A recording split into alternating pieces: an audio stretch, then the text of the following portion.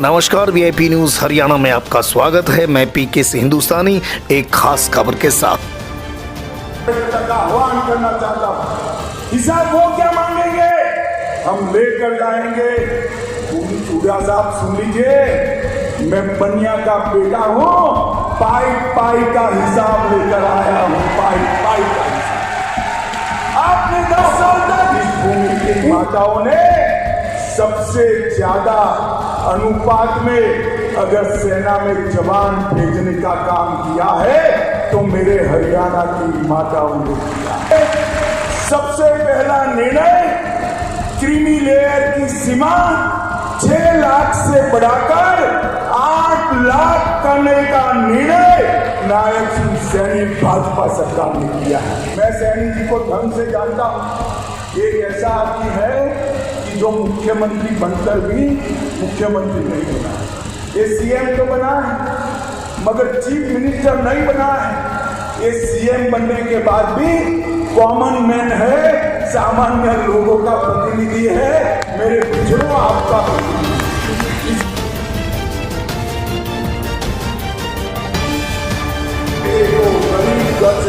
नायक सिंह जी खड़े हो जाइए, जोर से ताली बजाइए नायक सिंह जी के लिए। डीसी के बेटे को हरियाणा का मुख्यमंत्री बनाया है। अब इनके नेतृत्व में हरियाणा आगे बढ़ेगा। भाई और बहनों, कांग्रेस पार्टी ने जातिवाद और भ्रष्टाचार के सिवाय हरियाणा को कुछ नहीं दिया। भारतीय जनता पार्टी ने ईज ऑफ डूइंग करप्शन से ईज ऑफ डूइंग बिजनेस तक का फैसला भारतीय जनता पार्टी ने। कांग्रेस की सरकारें जब बनती थी, एक सरकार आती थी तो भ्रष्टाचार चरम सीमा पर पहुंचता, दूसरी सरकार आती थी तो गुंडागर्दी चरम सीमा तक पहुंचती थी, एक सरकार आती थी तो एक जिले का विकास करती थी, दूसरी सरकार आती थी तो दूसरे क्षेत्र का विकास करती थी। भारतीय जनता पार्टी ने संपूर्ण हरियाणा का विकास करने वाली सरकार देने का काम किया। भाइयों और बहनों, आज हरियाणा देश में बासमती चावल का सबसे बड़ा निर्यातक बना।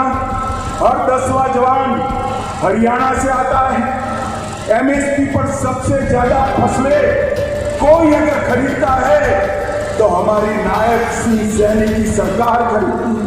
गांव में लाल दौरे के भीतर मालिकाना हक देने का वाला पहला राज्य हरियाणा बना।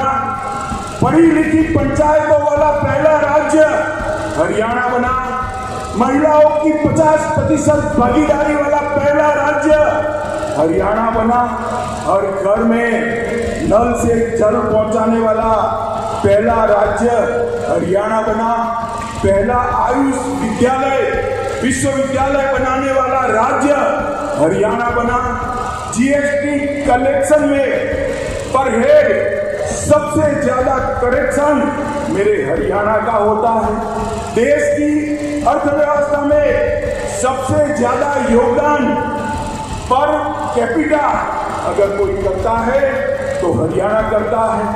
खाद्यान्न में दूसरा नंबर, दूध के उत्पादन में तीसरा नंबर, सर्वाधिक सामाजिक सुरक्षा पेंशन प्रथम स्थान के नाम पर कुछ नहीं दिया।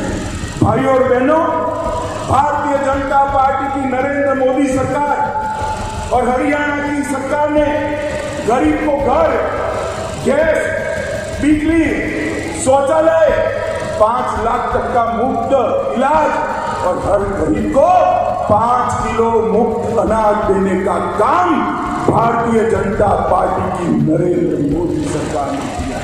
और आज अभी मैं आया, रास्ते में अखबार देखा, कल हुड्डा साहब ने घोषणा की है हरियाणा के गांव-गांव जाकर कांग्रेसी हिसाब मांगे हरियाणा।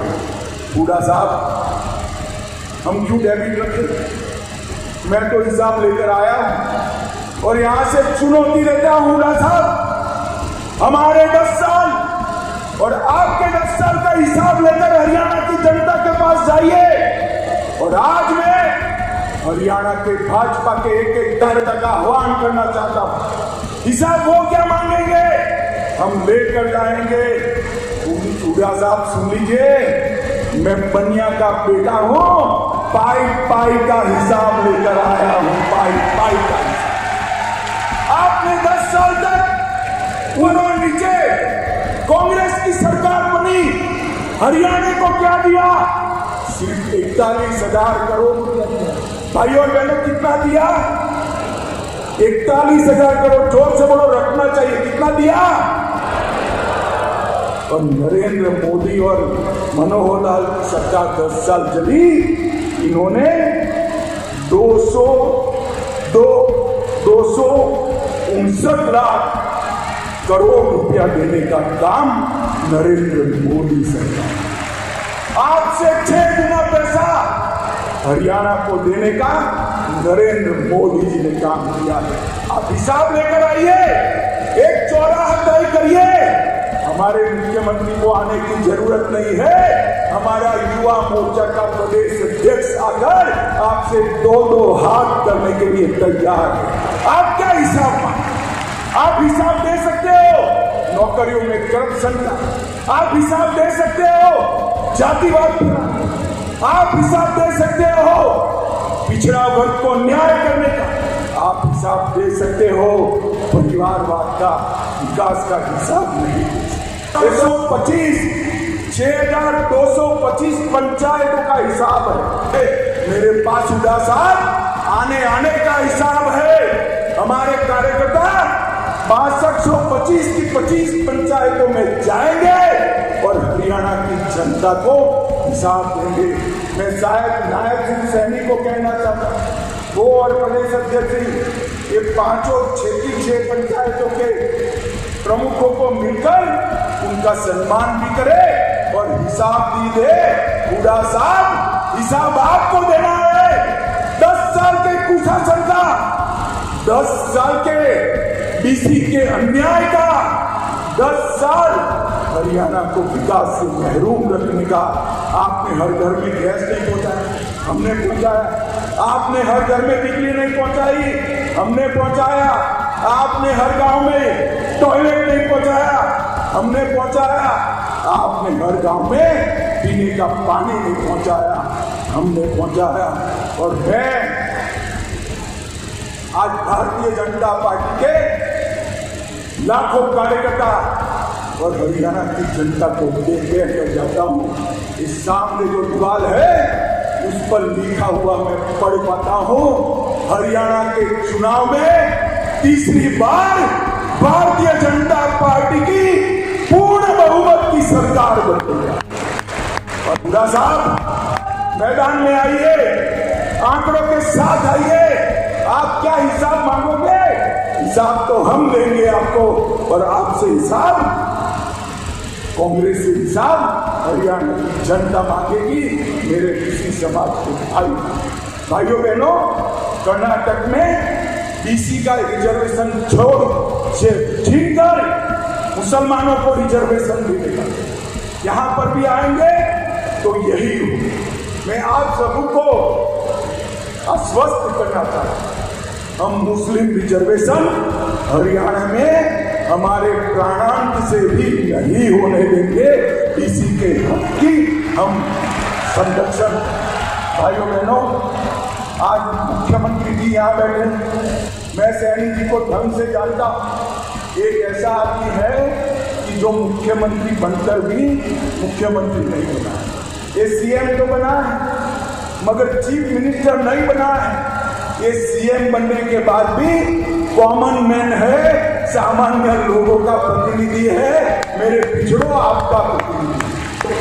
3 बड़ी रियायतें हमारे नेता नायब सिंह जी ने दी है और मुझे कहा गया है कि 1 ही घंटे में इसका नोटिफिकेशन पार हो जाएगा। तो नायब सिंह साहब नोटिफिकेशन भी लेकर आ गए। अभी से ये तीनों रियायतें हमारे ओबीसी समाज को मिलेगी। सीलिंग भी बढ़ी है पंचायत और म्यूनिसिपल कॉर्पोरेशन में और म्यूनिसिपैलिटी में रिजर्वेशन भी बढ़ा है। मैं आप सबको अपील करना चाहता हूं, एक बार खड़े होकर ताली बजाकर हरियाणा सरकार का धन्यवाद करिए। ये बहुत बड़ा काम आज हमारे नायक सिंह जी ने किया। और भाइयों और बहनों, एक वादा लेना है आपसे, दोगे क्या? अरे जोर से बोलो, दोगे क्या? मैं बैसाखियों वाली सरकार के लिए नहीं आया हूं। पूरा बीसी समाज एकत्रित हो और अगले चुनाव में भारतीय जनता पार्टी को आशीर्वाद दीजिए, मोदी जी को आशीर्वाद दीजिए, हमारे मुख्यमंत्री को आशीर्वाद दीजिए और पूर्ण बहुमत की सरकार बनाएं। मुझे बताओ, बनाएंगे क्या? एक जोर से अंत तक हाथ ऊपर उठाकर बोलो, बनाएंगे। तो मेरे साथ दोनों हाथ उठाइए, उठाइए दोनों हाथ। यहां पर पूर्ण विजय की संकल्प की मुट्ठी दीजिए और प्रचंड आवाज से बोलिए, भारत माता की जय, भारत माता की जय, वंदे वंदे वंदे। आप सभी का बहुत बहुत धन्यवाद। देवे सज्जनों, आप एक बार पूरे सम्मान के साथ अपनी करतल भरे अपनी तालियों से आइए, आभार व्यक्त करें माननीय केंद्रीय गृह एवं सहकारिता मंत्री, जिनके ओजस्वी संबोधन से एक नई ऊर्जा का संचार हम सबके मन में हुआ है। माननीय केंद्रीय गृह एवं सहकारिता मंत्री के नेतृत्व में जो गूंज यहाँ से निकली है, इंद्रदेव भी प्रसन्न है। आज वे भी अपनी प्रसन्नता की अभिव्यक्ति बोधों के रूप में कर रहे हैं, इस धरा को सिंचित कर रहे हैं।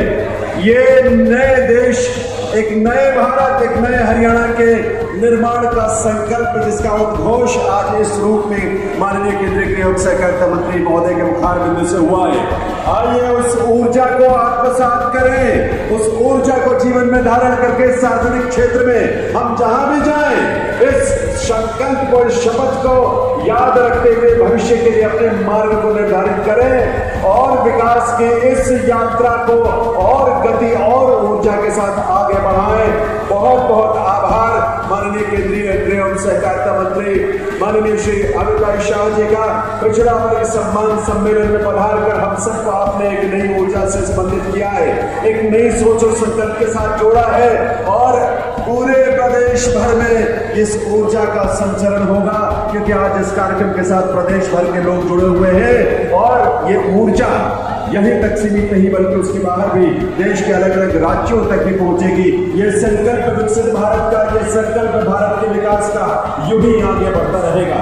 आज के इस कार्यक्रम में माननीय मुख्यमंत्री हरियाणा श्री नायब सिंह सैनी जी का आभार, उनकी गरिमामय उपस्थिति और इस प्रदेश को जो नेतृत्व उन्होंने दिया है, संवेदनाओं से, अपनापन से भरा हुआ नेतृत्व दिया है, सहजता और सरलता की जो प्रतिमूर्ति है और 24 घंटे जो अपने निवास, कार्यालय या क्षेत्र में जनता के साथ, हरियाणा के बहनों भाइयों के साथ जुड़े हुए हैं, ताकि उनकी चिंताओं का समाधान करें, उनके जीवन को सुखमय बना सके, प्रदेश की समृद्धि का मार्ग प्रशस्त कर सके।